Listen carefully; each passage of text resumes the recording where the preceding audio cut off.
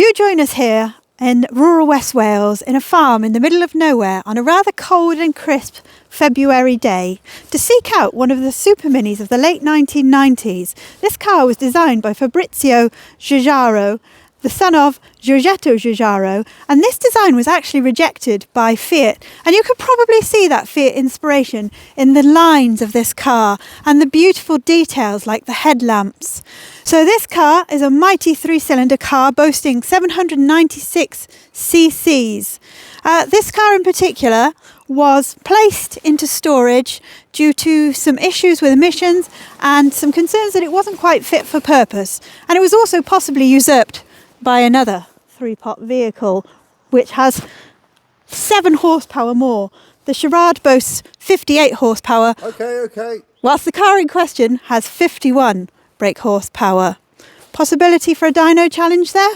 Anyway, today we're going to go into this barn and we're going to uncover the mighty Daewoo Matiz.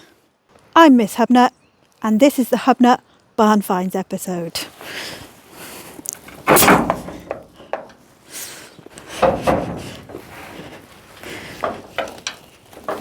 Who would have anticipated such an Aladdin's cave deep in West Wales? We have a Conway Cruiser, a Berlingo, and the car that we're looking for is right at the back there.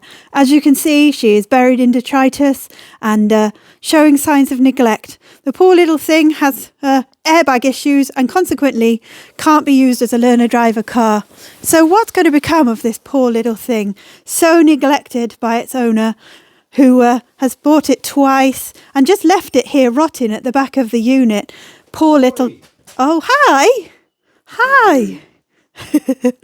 So here we have Mr. Hubnut.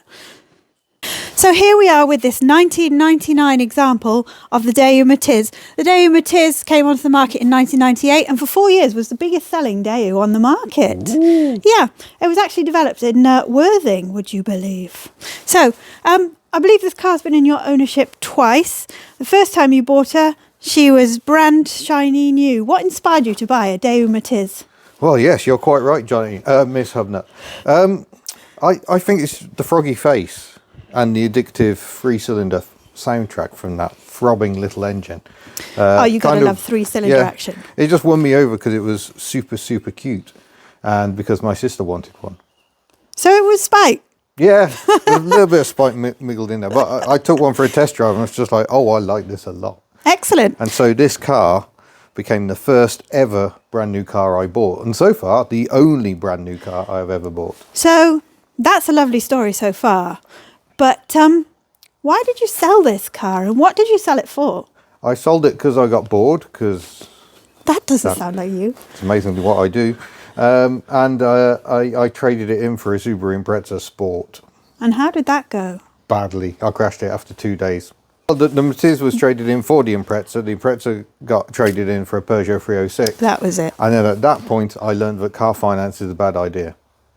So you walked off with your burden of finance and no Matiz. Yes. And you must have carried a certain regret from then onwards. A flame burnt in my heart for a long time for this car. And I would do regular number plate checks. And I could see she was still on the road somewhere. She was still out there. And eventually I put a post on the Slightly Sweary forum. And the current owner of the car found that post by Googling the reg number.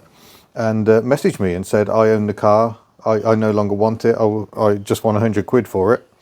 So I bought it back. That was in the summer of 2018. Fantastic. And I believe that this car has featured in your romantic life as well. In my romantic life? Yes, I believe she was used on a first date.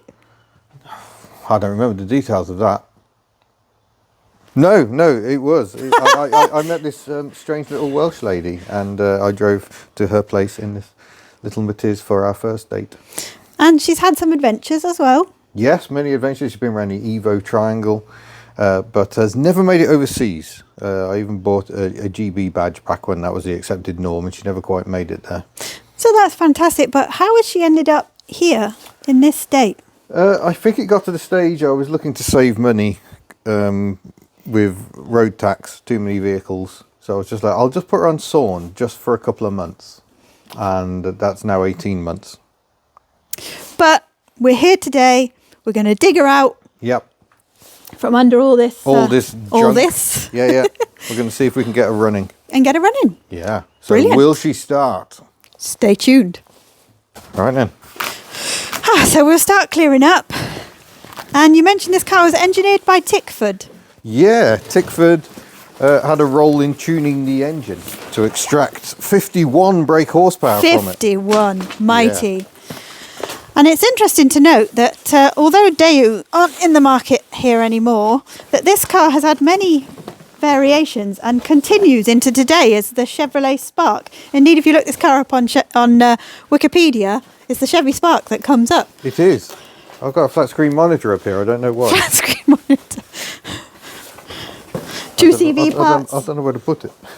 I'll pass it to you. What on earth? What? Yeah, also the Daewoo Matiz has been produced in a great many countries. Poland, Romania, Kazakhstan, I think, also built the Matiz. So it's a car with a worldwide appeal, I would say. Absolutely. It's got many badge engineered variants.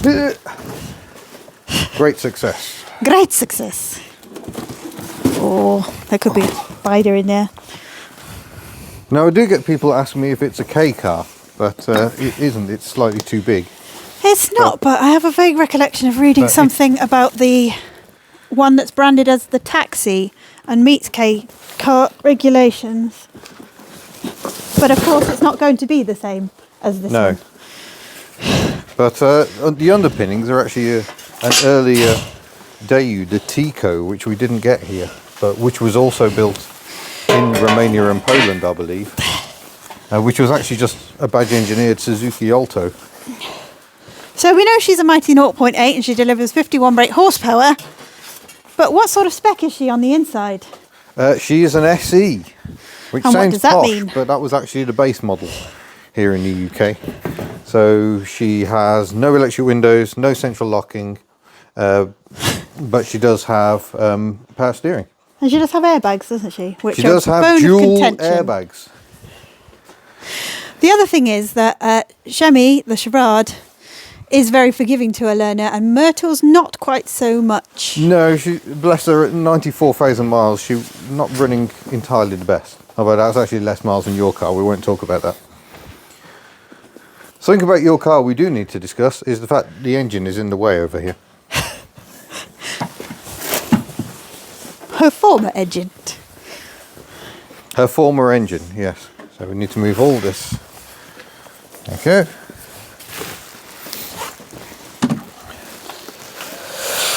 You go there? Well, ultimately we want to be able to get her out, don't we? Ooh. Ooh, So, ambitious. yeah, we can't just keep piling stuff in front of her. I think if this just goes a bit closer to Giselle, we'll be all right. If we're channeling Johnny, we do have to get this car started and out. So yes, Yeah, you're yeah. absolutely right. We love Johnny Smith. Yeah, this is meant with love. Yeah. Right then, we got to the stage we can get a bit of space around So the car. shall we have a little look inside? Yeah. So, as we can see, she's quite dirty on the outside. Let's have a look on the inside, how we're doing. Make sure she hasn't been attacked by any mice or anything else. There we go. No, she seems to be, apart from being storage, she seems to be quite clean. So, next step, let's get her started. Oh, I've noticed some mould on Mould. the steering wheel. Penicillin. It's not the worst of them. Many curios in here. Yeah, this is Such an old as? music box of mine.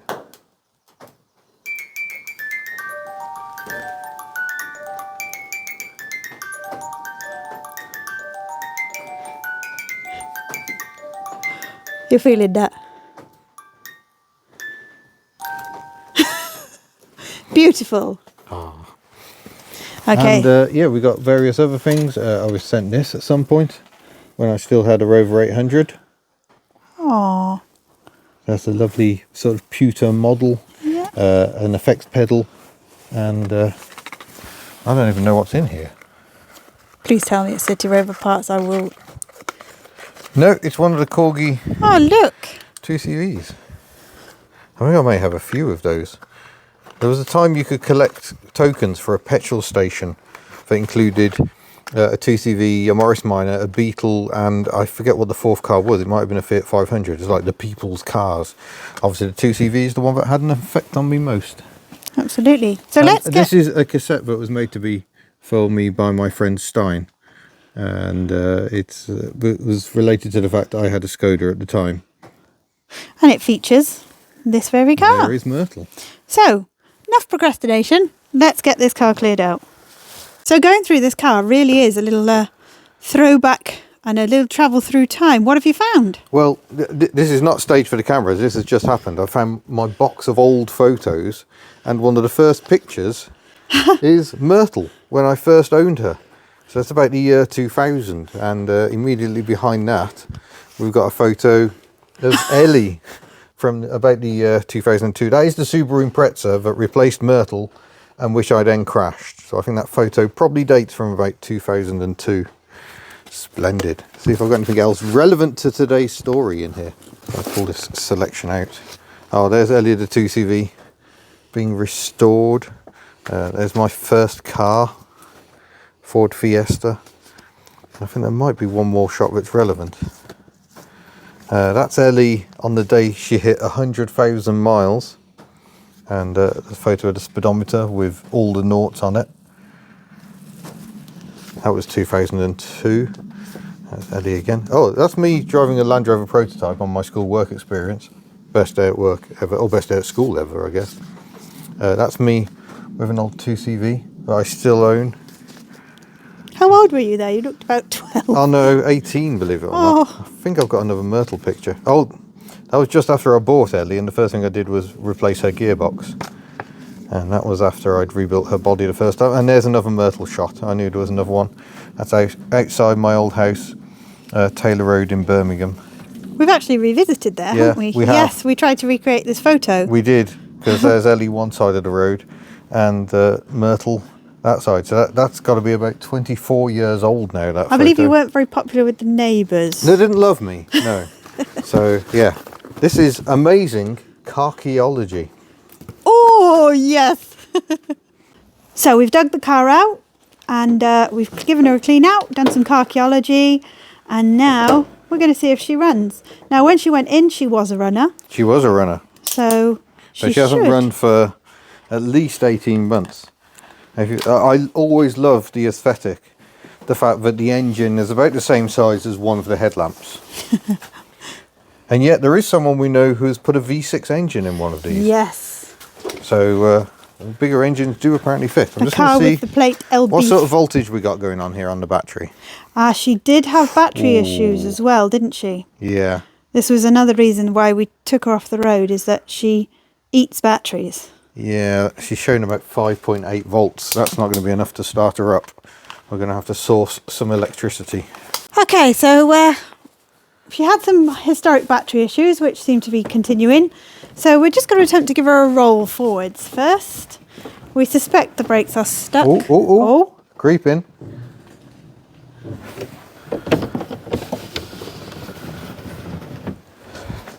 She's definitely rolling a bit. Do you need Can help? you keep an eye on my passenger side? Yep. I think you're going to be very close to that wheel and that engine. You can come away a little bit. Well, I know you're going to make it actually. You're touching it, but it's fine.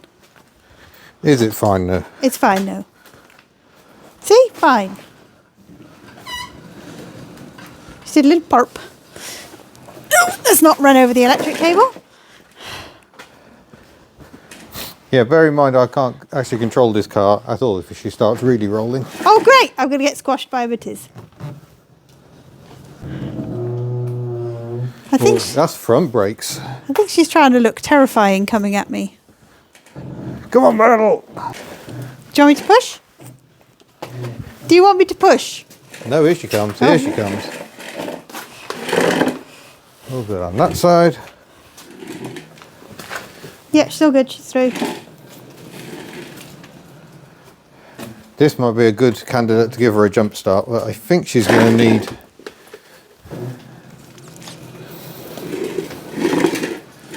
Okay, Myrtle, that'll do. That'll do. Definitely chock a car with your foot. There we go. Marvellous. One more, eh? What are you looking at? Holes. It's fine. Probably. We're now connecting up Myrtle to the jump car, Bella, and let's see if she lives. Let's see if she starts. Yeah, I can hear the fuel pump doing things.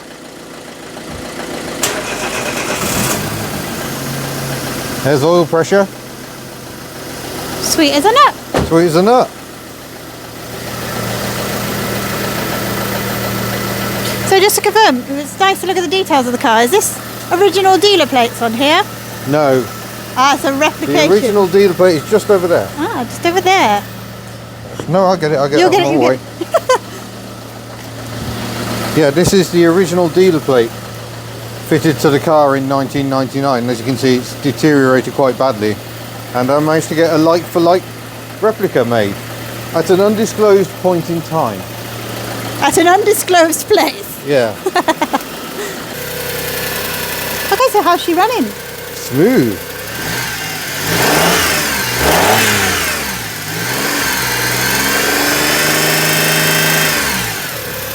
She didn't even stutter, did she? No, just straight away ran. The beauty of modern cars, I guess.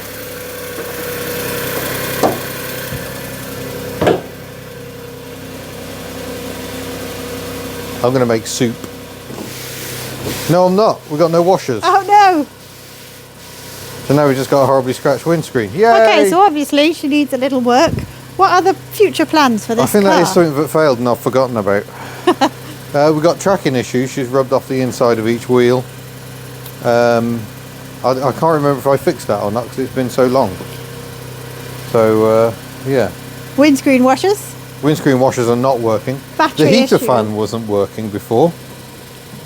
Wasn't actually. And it isn't now. No.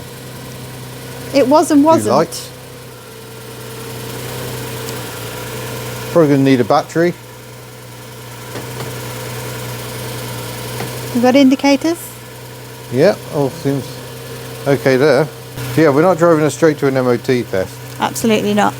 I can feel the charade rage. Charade? You went all Charade. Australian then? Charade. She's got charade. Oh, hey. Hey.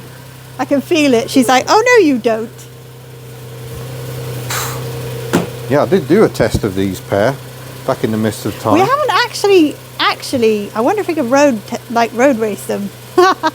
Not literally on the road, you know what I mean? Oh, slimy.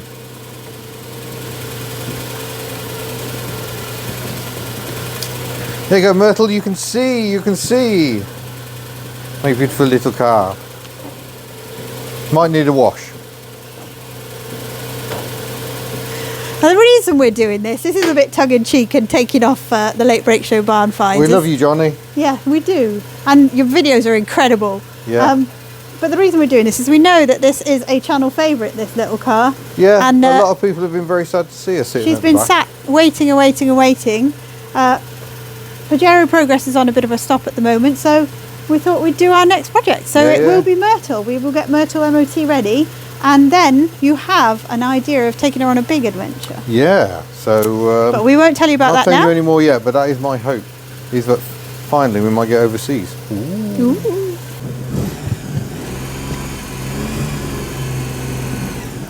Oh, she rolls. Oh, those brakes be crunchy.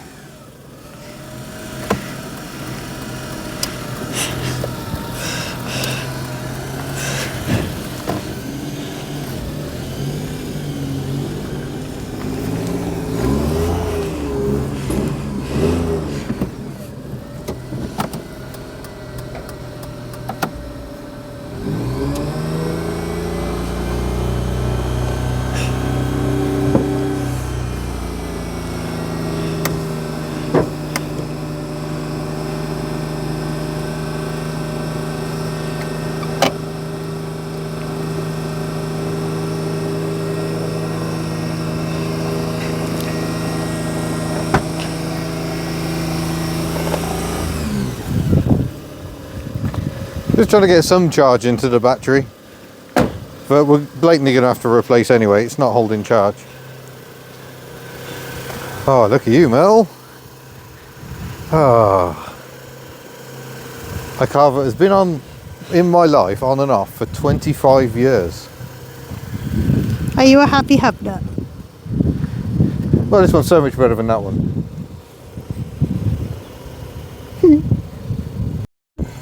Something that will make old hubnut fans very happy. There she goes.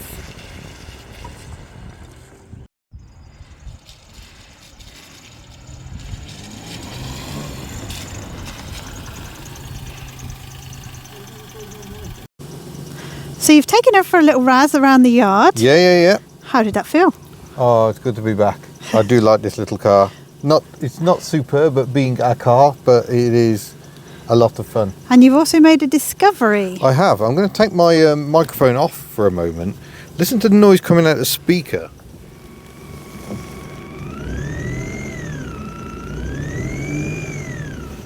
So even though the stereo is turned off, we've got this weird thing going on where the electrical sound is coming through the speakers, which I think means the stereo is not shutting off properly. I'm just going to do a quick further experiment. So if I hold the revs, there's the noise. Turn the stereo on, and then turn it off. Stops, but then comes back. So I think that's the problem is stereo. I need to work out how to get it out.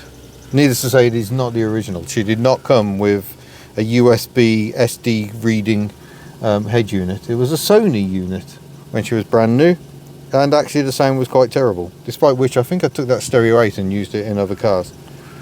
But yeah, I need to work out, maybe I can work out at least how to pull the fuse that controls that, and maybe she will stop losing battery power, because this has been an ongoing issue for a number of years. So there we go. We've dug the car out from the depths of its slumber. She's started beautifully. She's running. It's the beginning of a journey, really, isn't it? Yeah, we've got a to-do list. We need to work out what the screen wash isn't working. That's an MOT failure. We've got to drive around a bit more, free up the brakes. That's probably going to be an MOT failure. And it'd be good to get the heater and everything working. And disconnect the stereo so it's not draining the battery anymore. Yeah. But yeah, Myrtle lives, folks. Myrtle lives. A huge thank you for you guys for joining us here on this Hubnut Barn Find edition, and we will see you in a future video. We certainly will. Bye. Shall we do a quick run towards the Daewoo badge? Oh, can do. But you. That'll be the Daewoo.